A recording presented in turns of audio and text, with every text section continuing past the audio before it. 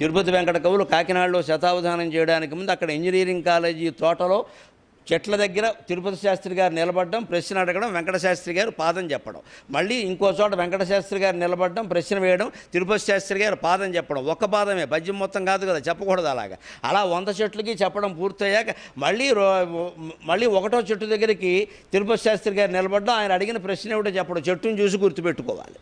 Engineering కాలేజీలో అన్ని చెట్లు ఒకలాగా ఉంటాయి, అన్ని మామిడి చెట్లే సుమారుగా నేను చూశాను. నేను కూడా మొదటి శతావధానం చేయడానికి ముందు ఇంజనీరింగ్ కాలేజీ ఆవరణలోకే వెళ్ళాను. నేను అనవసరంగా చెట్ల చాటు తిరుగుతుంటే అనుమానిస్తుంటే ఇంటికి వచ్చేసాను. కొన్ని అచ్చొచ్చిన మాటలు ఉంటాయి కదా, అందుకని వాళ్ళు ఇంజనీరింగ్ కాలేజీ తోటలో అవధానం అభ్యాసం చేశారట. నేను కాకినాడలో ఉన్నాను. కాకినాడ వచ్చే వరకు నేను శతావధానం చేయలేదు. 94 అక్టోబర్ 9, 10 తేదీలో నేను శతావధానం చేశాను, మొదటి శతావధానం. అప్పటికి నా వయసు 30 ఏళ్ళు దాటిపోయింది. గమనించండి, 35 ఏళ్ల వయసులో మొదలెట్టాను. అప్పటికి మూసేస్తారు కంపెనీ సాధారణంగా. ఇంకో 5 ఏళ్ళు ఏదో ధారణ తగ్గిందని మూసేస్తారు. 35 ఏళ్ల వయస్సులో మొదలుపెట్టాను. కానీ భగవత్ కృపా కటాక్షం వల్ల, నిరంతరమైన కృషి వల్ల, బంధుమిత్రుల ప్రోత్సాహం వల్ల, మా గురువుల ఆశీర్వచన బలం వల్ల 3.5 ఏళ్లలో సహస్రావధానం చేయగలిగిన స్థాయికి ఇది.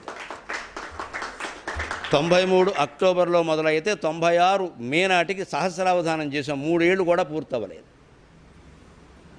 94, 95, 96 మే నాటికి సహస్రావధానం చేసాం. 3 ఏళ్ళు పూర్తవ్వలేదండి. 94 అక్టోబర్ నిజానికి నేను చేసింది. 94 అక్టోబర్ అంటే 95 అక్టోబర్, 96 అక్టోబర్ 2.5 ఏళ్ళు దాటకుండా సహస్రావధానాన్ని స్థాయికి ఎదిగాం.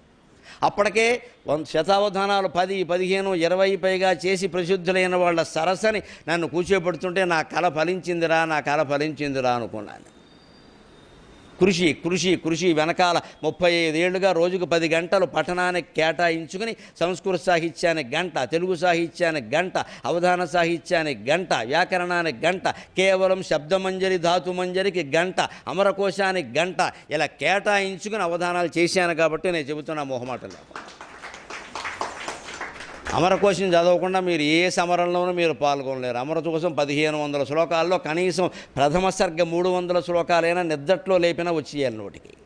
అవి ముందు చదవకుండా మీరు చేయలేరు.